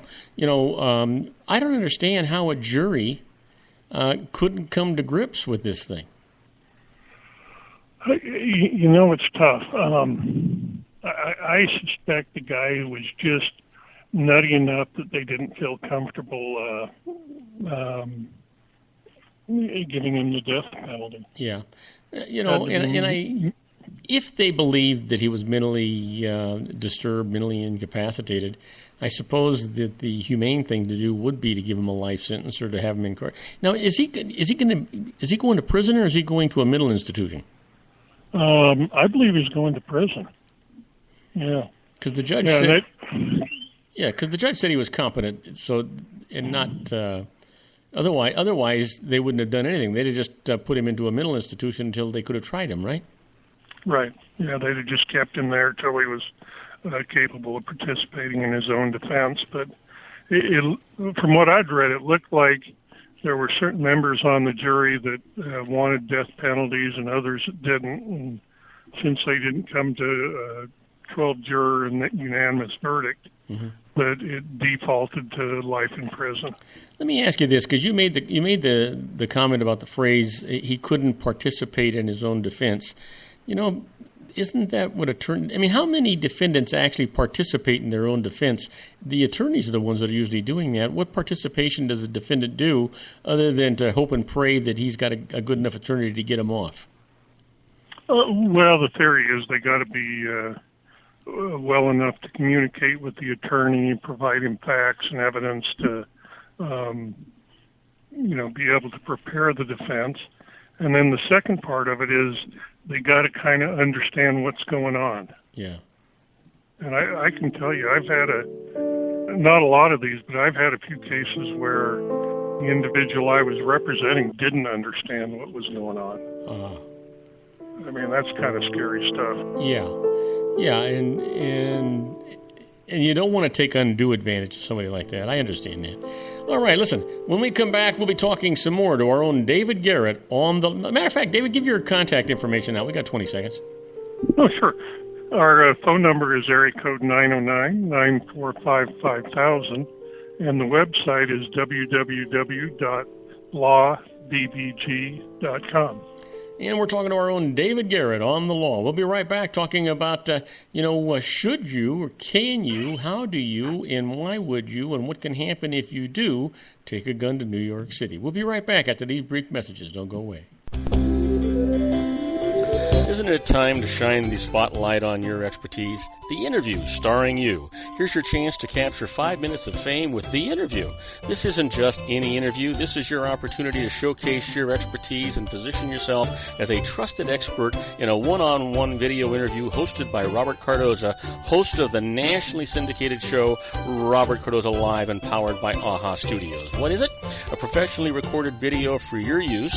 Robert Cardoza interviews you on the set where he records his show. Professional interview showcases your expertise and value, shot in a state-of-the-art studio. And what's in it for you? Gain credibility as an expert, earn the trust of your target market, educate in a way that intrigues your audience, gain a powerful marketing tool that offers dozens of uses, website, video sharing sites, social media, email, DVDs, direct mail, lobby video, resumes, profile building, all that kind of stuff. Association with the nationally syndicated celebrity. That's right. And let's talk about AHA Studios. AHA is a strategic marketing firm that leverages the powerful and visual persuasion to help your business create powerful messages that connect with your target market.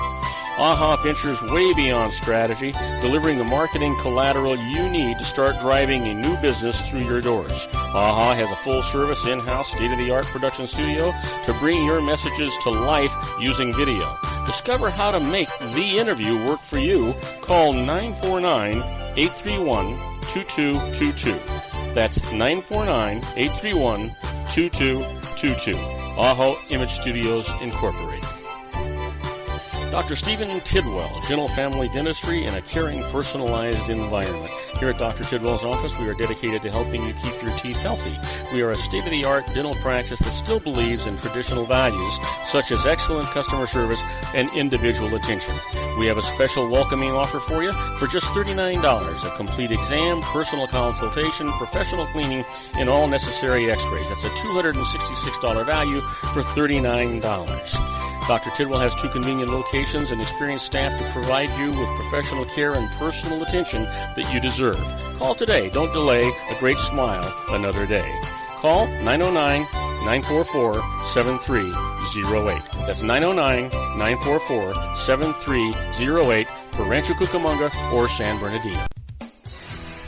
Joel Saltzman is Dr. Wireless. He has turned his considerable expertise into consumer credit risk and wireless security into a highly specialized independent web-based consulting enterprise targeting consumer credit risk analysis and wireless transactional security and monitoring. He works as a wireless analyst, veteran independent agent, and consumer liaison for most wireless telecom carriers and equipment manufacturers. For more than 20 years, corporate and private clients and media audiences have counted on his unvarnished advice while weighing the technology, performance, and cost differences between Sprint, Nextel, AT&T, Verizon, and T-Mobile. Joel specializes in setting up mobile wireless hotspots to be used for disaster preparedness, business continuity, and mobile wireless merchant processing solutions. Call Dr. Wireless at 310-400-4900 or go to his webpage at drwireless.com. Again, call 310-400-4900 4900 or his webpage at drwireless.com. You'll be glad you did. And now, back to our show. And I am Robert Cardoza. You're listening to Robert Cardoza live on the street at the intersection of business and politics. We're talking to our own David Garrett on the law. Hey, David, you've got the microphone. You wanted to talk about guns in New York City, or I guess New York State. Yes, definitely. You remember that guy he was a Marine that went down to, he was driving around in San Diego. Oh, yeah. He takes the wrong freeway on-ramp, winds over in Mexico. And I think he got detained there for something between 8 months and a year. Yeah, I remember him vividly. Yeah, he eventually gets released. But the fact of the matter is you don't have to go to Mexico to find yourself in these kind of problems. All you have to do is go visit New York City. Is New York, and I know you're going to talk about it, but is New York the only state that you're going to describe that does what you describe? No, there's others. In fact, I think it can happen depending on where your state of origination is. In any state where you have a more restrictive gun control legislation. Okay, so I'm going to let you tell the story before I start asking questions. Yes, sure. Yeah, there's this lady, her name's Elizabeth Elderly, and she is a Marine, 31 years old, and she's a resident of Texas, where she has a concealed weapons permit. She can carry guns with her, and she never leaves her home unarmed. So she goes on vacation, takes off to New York City, and wants to go visit the 9/11 memorial. When she gets to the memorial, she had her guns, again, consistent with her idea of never leaving home unarmed. She has a 9mm and a .380 caliber semi-automatic, both handguns. They're covered by the Texas concealed weapons permit. She's got them hidden in her backpack, and as she approaches the entrance to the memorial, she sees a sign that says "No firearms." Learning that, she declares the weapons to the officers or security at the checkpoint, and promptly gets arrested for violating the New York gun laws. She's looking at between 3.5 to 15 years in prison. Holy cow! Charged on a felony. So, so apparently, states do not recognize the interstate use of concealed weapon permits that are issued by other states. That's exactly it. You talk about the Second Amendment right to bear arms. Well, that's kind of a floating definition as you go across the country. So what about police officers that are moving from one jurisdiction to another? You see on television, the guys from L.A. go to New York to pick up somebody who's been extradited, bringing them back to Los Angeles. They're carrying their gun. Are they breaking the law? Well, no, because most states will have exceptions in there allowed to carry by police officers or those, in a law enforcement position. It's the ordinary citizen that's going to find themselves running in afoul of some of these laws. And, the odd thing is some states will recognize other states' concealed weapon permits, and others don't. In the case of New York, they don't recognize anybody's concealed weapon permit. So is it against the law to hunt in New York, or can you still take rifles, and do they still have shooting ranges and stuff like that? How do people accommodate this? Oh, I'm sure they can do that. I didn't specifically look at that, but this kind of boiled down to both these guns would have been pistols, and she has them in her backpack, concealed, obviously. Yeah. And New York City itself is an area where, carrying a pistol is just a no-no. So it's a zero tolerance to have any kind of weapon, well, at least firearm, in New York City, unless you're a police officer or somebody who has a New York permit. Yeah, for the pistols precisely. I didn't look specifically at the rifles, but by and large, I mean, you're not going to get a permit in New York City to run around with a concealed handgun. And it's not just New York. There's another lady there that Elizabeth Griffith of Daytona Beach has a right to carry a weapon, and she tries to get on a ferry in Jersey City, New Jersey. She gets caught with that. She's facing up to 10 years in prison. Holy cow. Yeah. And then there was another guy, a 28-year-old Marine, Ryan Jerome. He has an Indiana registered handgun that he's carrying, tries to get into the New York, or the Empire State Building in New York City, and he got cited with a felony. Ultimately, the felony got reduced to a misdemeanor, but he still ends up with a criminal record.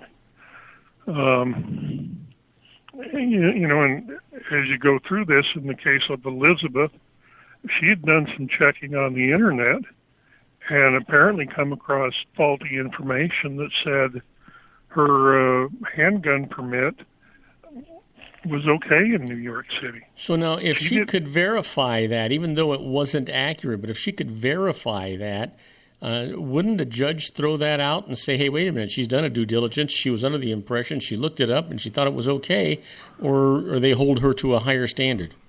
They could end up holding her to a higher standard.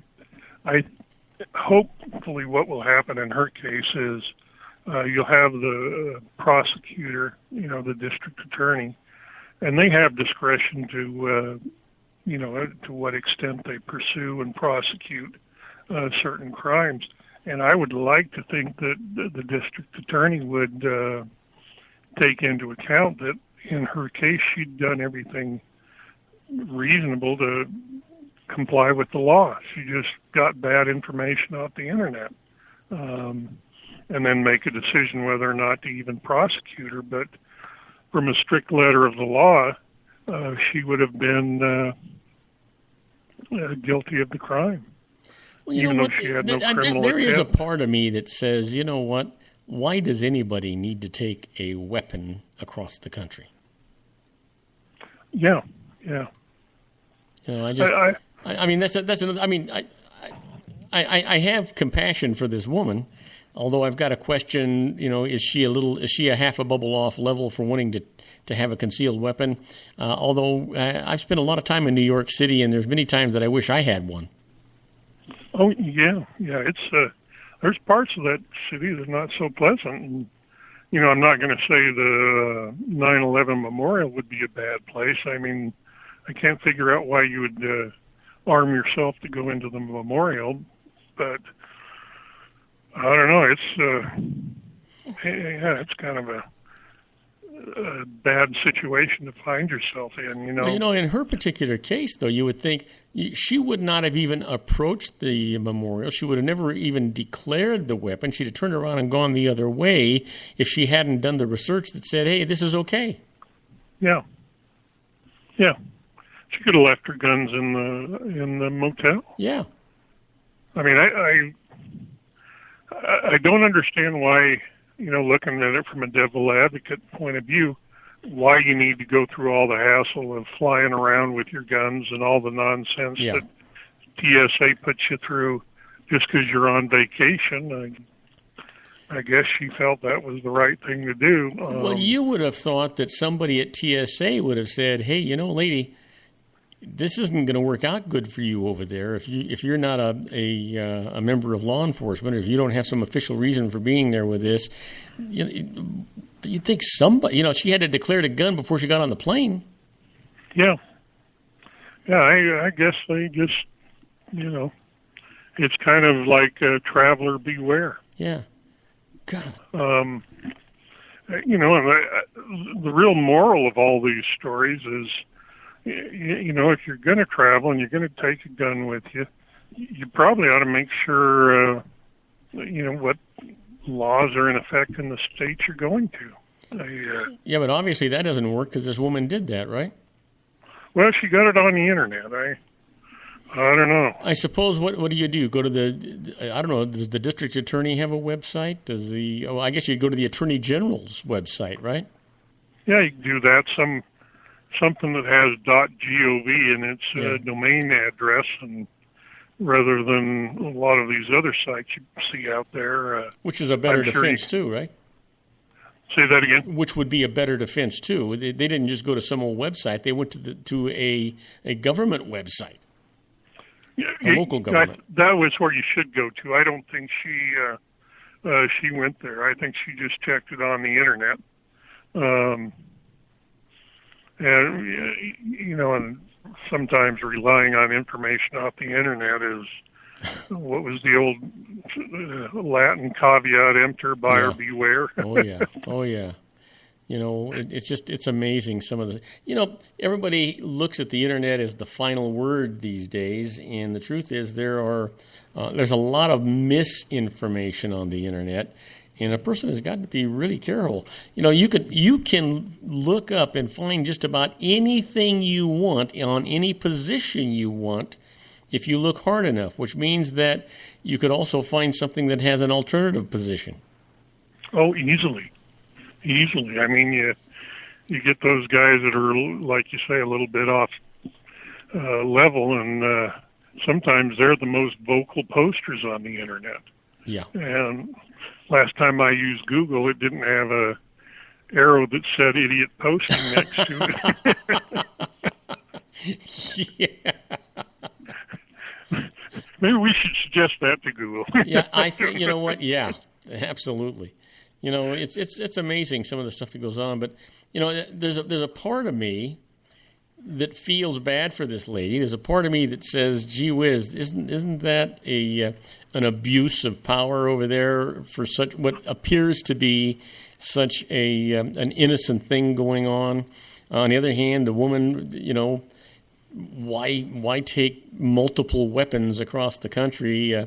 Like that, and what are you going to do with them, and why are you carrying them with you? Who do you plan on shooting? And if you're afraid to go to New York City because all the crooks got guns and knives and all this stuff, then don't go. Yeah, exactly. I'm kind of right where you are. I don't think she did anything criminal that should land her into jail. I'm kind of ambivalent about whether she gets prosecuted for anything. Mm-hmm. But I just want to look her in the eyes and say, what on earth were you thinking? No, she wasn't. She wasn't thinking. So, but that was my little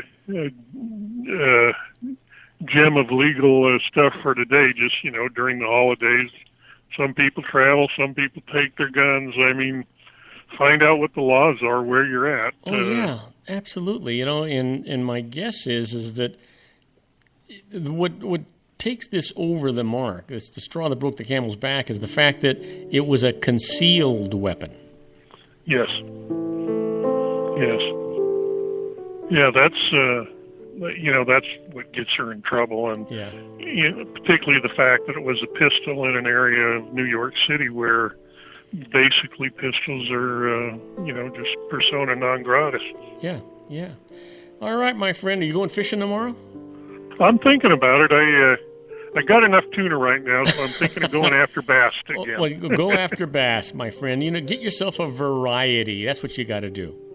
There you go. All right.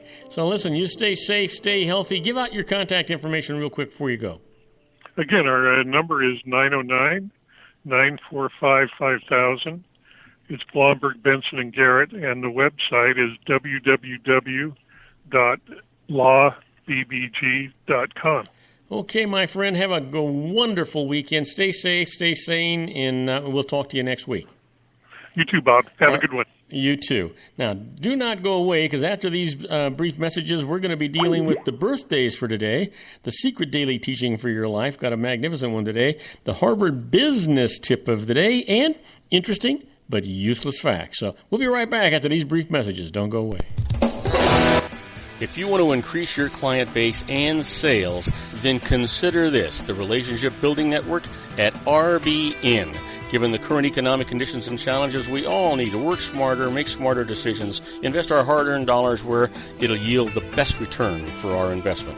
Many business professionals claim that the most effective networking group in Orange County is RBN. No other networking group or organization can offer what RBN offers. Make every year your best year. Join RBN and start reaping the benefits today. You know, nearly 3,000 businesses have joined RBN and experienced those benefits. Why join RBN? It's one group. It's one membership.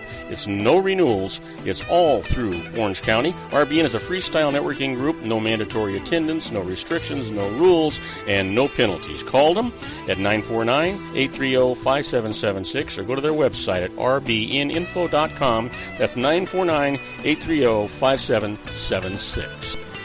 If you've ever dreamed of having your own business to make your life secure, you know Water's Edge Wineries might be just the ticket. In 2004, their founder, Ken Lineberger, created the first winery franchise in California. It was a new concept with all of the functionality of a traditional winery, but without the vineyards. They purchased high-quality grape must from one of the largest winemaking companies in the world. Then they craft each wine carefully and bottle it right at their location.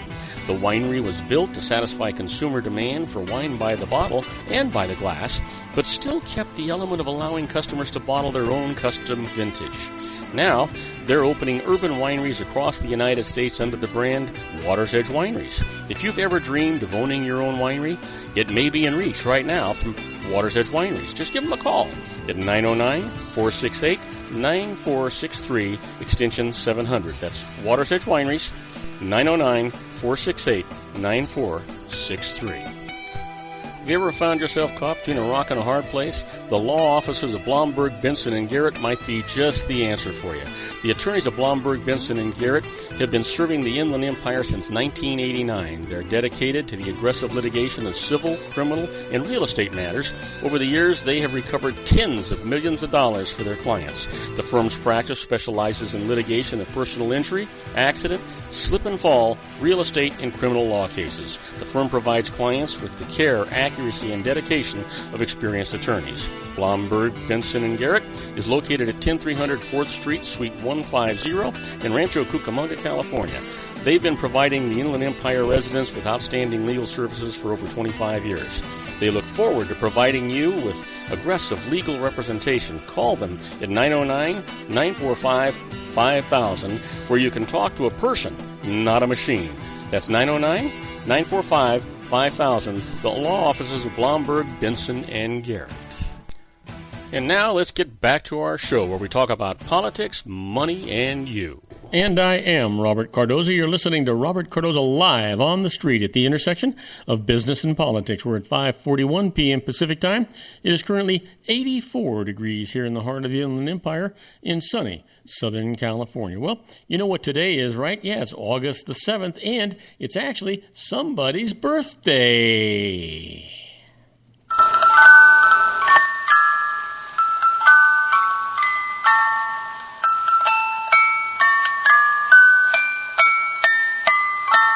And August the 7th, today is the birthday of Alberto Salazar. He was born in 1958. He was an American marathon runner of the 1980s. He was born in Cuba. Salazar immigrated to the United States with his family. Here's somebody that a lot of you know, maybe a lot of you don't know. He was really, really popular not that awful long ago. He was born in 1960, a two-time Golden Globe Award-winning actor, best known for his roles as Special Agent Fox Mulder on The X-Files. Happy birthday, David Duchovny. And here's a lady, just beautiful woman, born in 1975, a South African American actress. Happy birthday to Charlize Theron. Boy, she's a pretty lady. And August the 7th, 1974, Philippe Petit performed a high-wire act between the Twin Towers of the World Trade Center. It was 1,368 feet in the air. And in 1978, United States President Jimmy Carter declares a federal emergency at the Love Canal. And then finally, in 2007, Barry Bonds of the San Francisco Giants breaks baseball's great Hank Aaron's record by hitting his 756th home run.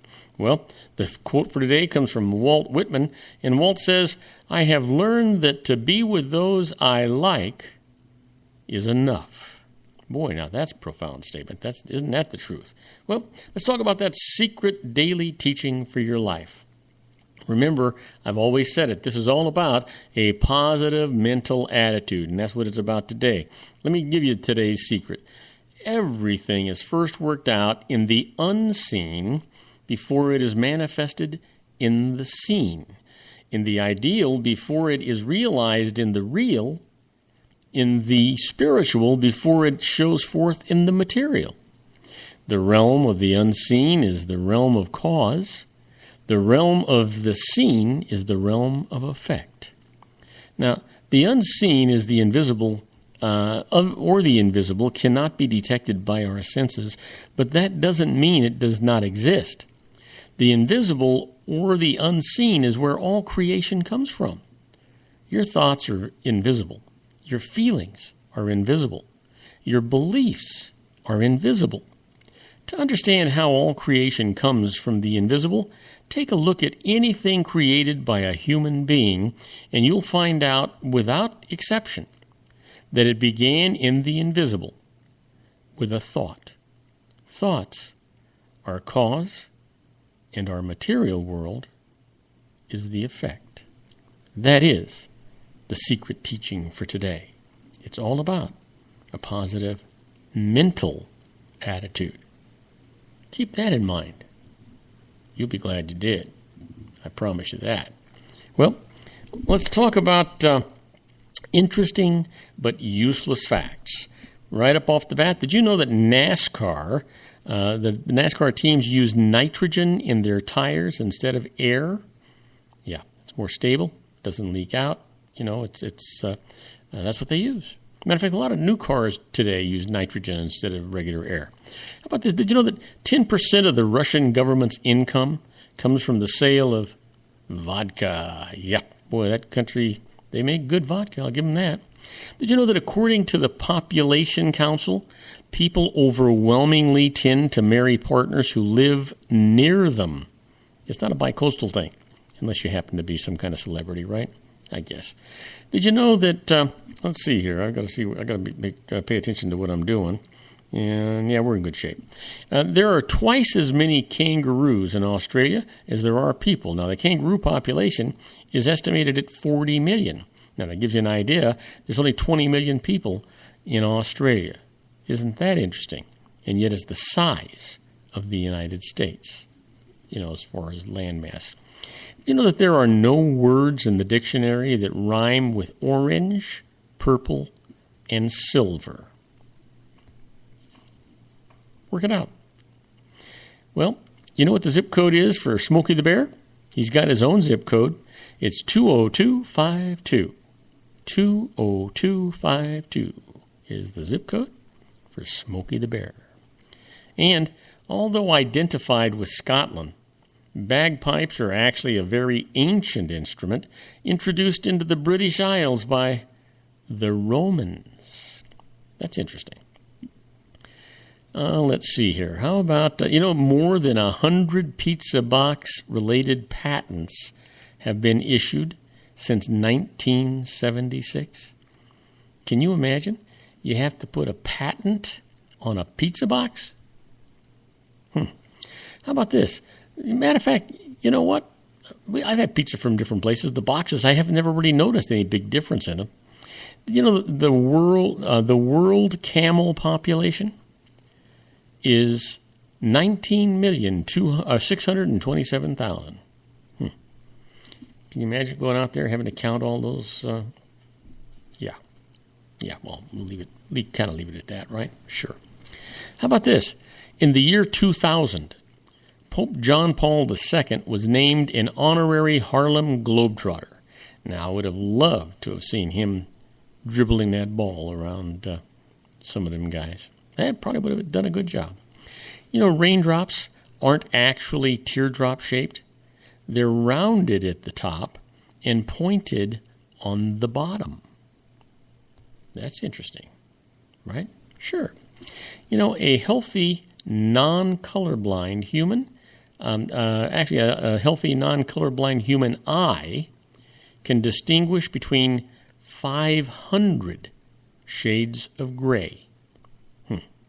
Wow. I guess, is that colorblind? No, it's not colorblind.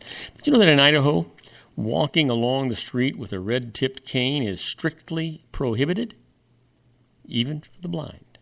And finally, you know, a group of hares is called a hoose. Now, you know what a hare is, right? Yeah, it's a rabbit. I'll leave you with one more. The animal with the largest brain in proportion to its size? The ant. Yeah, you got that. Now, don't go away, because when we come back, I'm going to deal with answering your emails.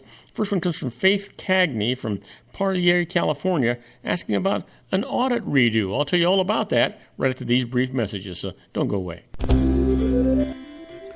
Isn't it time to shine the spotlight on your expertise? The Interview, starring you. Here's your chance to capture 5 minutes of fame with The Interview. This isn't just any interview. This is your opportunity to showcase your expertise and position yourself as a trusted expert in a one-on-one video interview hosted by Robert Cardoza, host of the nationally syndicated show Robert Cardoza Live and powered by AHA Studios. What is it? A professionally recorded video for your use. Robert Cardoza interviews you on the set where he records his show. Professional interview showcases your expertise and value, shot in a state-of-the-art studio. And what's in it for you? Gain credibility as an expert, earn the trust of your target market, educate in a way that intrigues your audience, gain a powerful marketing tool that offers dozens of uses, website, video sharing sites, social media, email, DVDs, direct mail, lobby video, resumes, profile building, all that kind of stuff. Association with the nationally syndicated celebrity. That's right. And let's talk about AHA Studios. AHA is a strategic marketing firm that leverages the powerful in visual persuasion to help your business create powerful messages that connect with your target market. AHA ventures way beyond strategy, delivering the marketing collateral you need to start driving a new business through your doors. AHA has a full-service, in-house, state-of-the-art production studio to bring your messages to life using video. Discover how to make The Interview work for you. Call 949-831-2222. That's 949-831-2222. AHA Image Studios, Incorporated. Dr. Stephen Tidwell, Gentle Family Dentistry in a caring, personalized environment. Here at Dr. Tidwell's office, we are dedicated to helping you keep your teeth healthy. We are a state-of-the-art dental practice that still believes in traditional values, such as excellent customer service and individual attention. We have a special welcoming offer for you for just $39, a complete exam, personal consultation, professional cleaning, and all necessary x-rays. That's a $266 value for $39. Dr. Tidwell has 2 convenient locations and experienced staff to provide you with professional care and personal attention that you deserve. Call today. Don't delay. A great smile another day. Call 909-944-7308. That's 909-944-7308 for Rancho Cucamonga or San Bernardino. Joel Saltzman is Dr. Wireless. He has turned his considerable expertise into consumer credit risk and wireless security into a highly specialized independent web-based consulting enterprise targeting consumer credit risk analysis and wireless transactional security and monitoring. He works as a wireless analyst, veteran independent agent, and consumer liaison for most wireless telecom carriers and equipment manufacturers. For more than 20 years, corporate and private clients and media audiences have counted on his unvarnished advice while weighing the technology, performance, and cost differences between Sprint, Nextel, AT&T, Verizon, and T-Mobile. Joel specializes in setting up mobile wireless hotspots to be used for disaster preparedness, business continuity, and mobile wireless merchant processing solutions. Call Dr. Wireless at 310-400-4900 or go to his webpage at drwireless.com. Again, call 310-400-4900 or his webpage at drwireless.com. You'll be glad you did. And now, back to our show. And I am Robert Cardoza. You're listening to Robert Cardoza live on the street at the intersection of business and politics. We're at 5:52 p.m. Pacific time. Currently 84 degrees here in the heart of the Inland Empire in sunny Southern California. Well, we're coming down to the wire, and it's time for me to give you that disclaimer again, and that is that we're going to be answering your emails. But basically, the answers are only as good as the data you put in there, and sometimes that's just a little sketchy. So we always encourage you to talk to a licensed professional before you go out and do anything. They're going to save you more money than they cost you, and they're going to give you some peace of mind, let you sleep at night, because as one of the conditions of their licensing is they have to have errors and omissions insurance, which means if they make a mistake, they pay the piper, not you.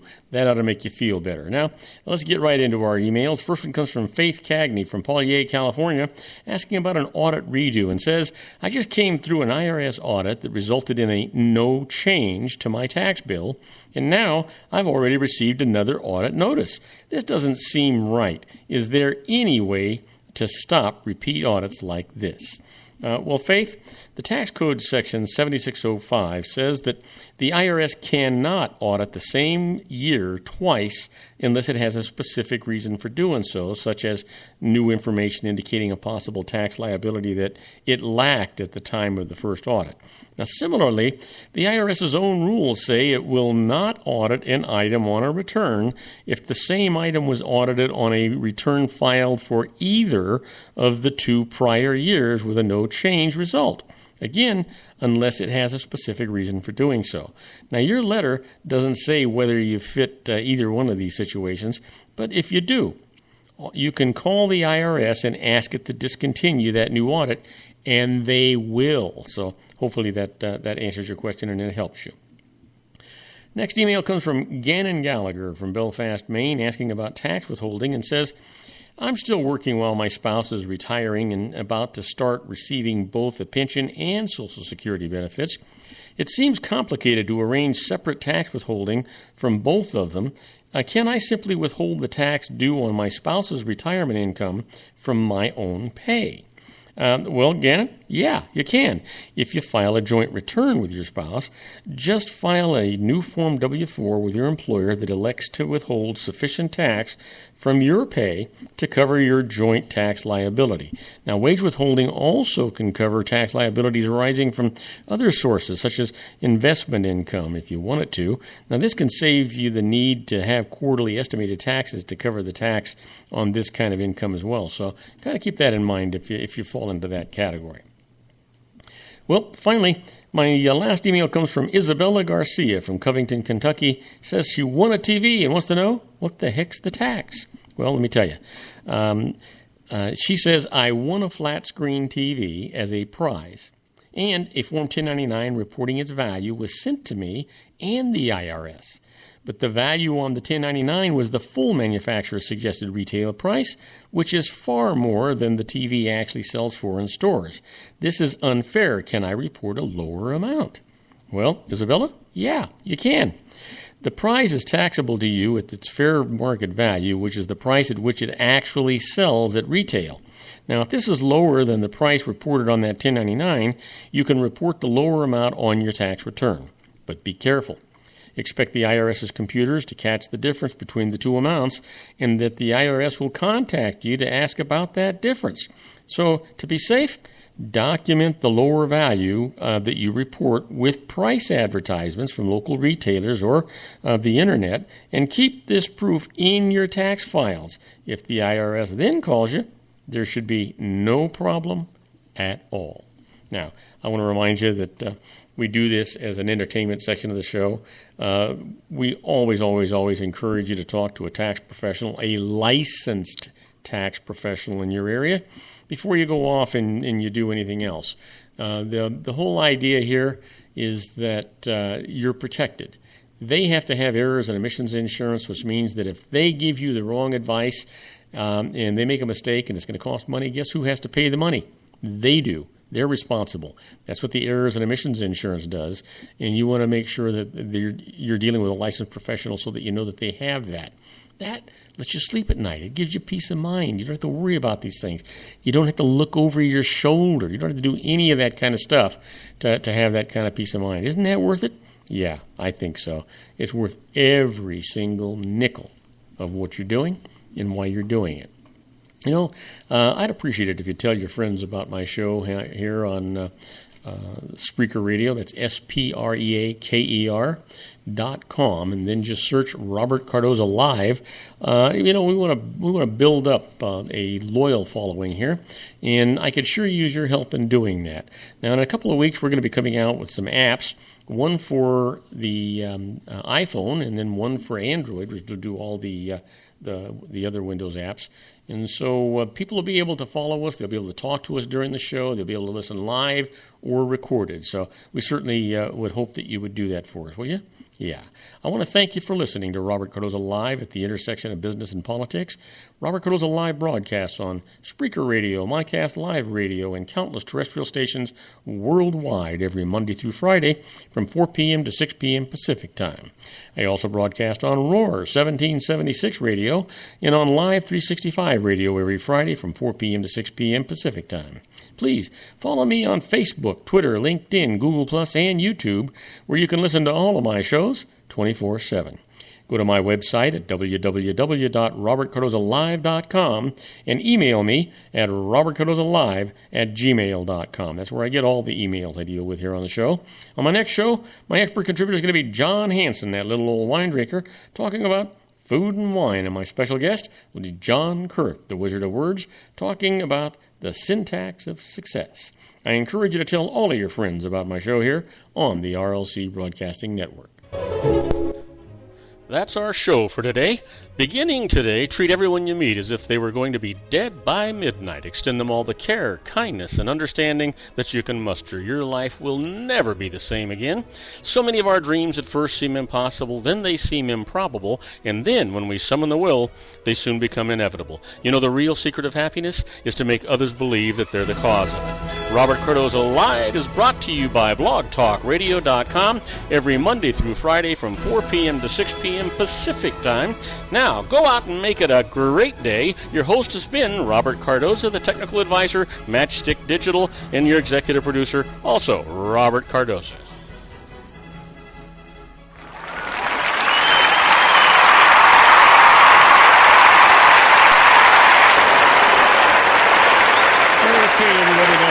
I hope you enjoyed today's show as much as I enjoyed producing it for you. Don't forget to join me again on Monday for another installment of Robert Cardoza Live on the street at the intersection of business and politics. In the meantime, stay happy, stay safe, and have a wonderful, wonderful weekend.